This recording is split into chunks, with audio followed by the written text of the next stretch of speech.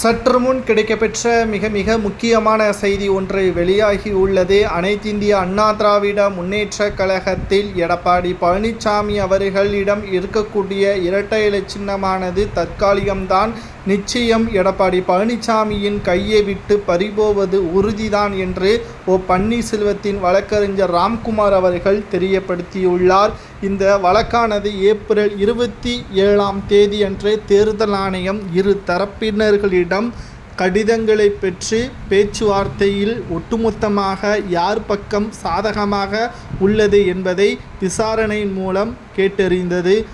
பன்னீர்செல்வம் அவர்களது பக்கம் உண்மை இருப்பதாகவும் தற்பொழுது எடப்பாடியிடம்தான் இரட்டை இலை சின்னம் இருக்கிறது, அவர்தான் பொதுச் செயலாளர் என்று கூறிக்கொண்டிருக்கிறார்.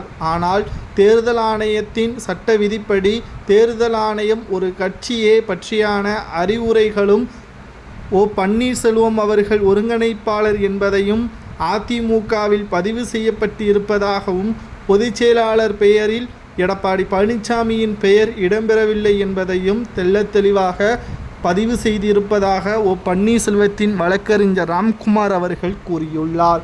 இந்த வழக்கின் இறுதிக்கட்ட முடிவானது இந்த மாதம் 24 தேர்தல் ஆணைய அதிகாரிகள் பொதுவெளியில் விடுவார்கள். இதற்கு பிறகு சட்டசபை தேர்தலில் எடப்பாடி பழனிசாமி அவர்கள் தேர்தலில் போட்டியிடலாம்.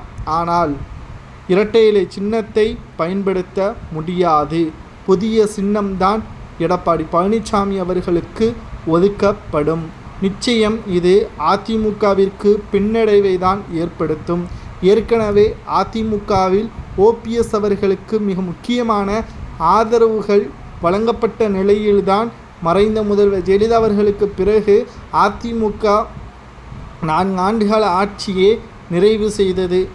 அதிமுக தோல்வி அடைந்தவுடன் எடப்பாடி தனது சுய புத்தியை காண்பிக்க ஆரம்பித்து விட்டார். அதிமுகவில் நடக்கக்கூடிய நிகழ்வுகளும் அப்படித்தான் இருக்கிறது. முழுக்க சுயநலத்தோட குறிப்பிட்ட சமூகத்தினருக்கு ஆதரவாக அதிமுகவின் மூத்த நிர்வாகிகள் அமைத்து வைத்திருக்கிறார்கள். இது வெற்றிக்கு ஒருபோதும் உறுதியளிக்காது, வெற்றியை ஒருபோதும் நிலைநாட்ட முடியாது என்று வழக்கறிஞர் கூறுவது சரியா என்பதை உங்களது கருத்துக்களை கமெண்ட் வாயிலாக கூறுங்கள்.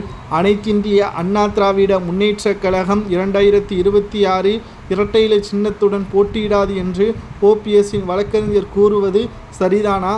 யார் கையில் இரட்டை இலை சின்னம் இருந்தால் அதிமுக வெற்றியடையலாம் என்பதை கமெண்ட் வாயிலாக கூறுங்கள்.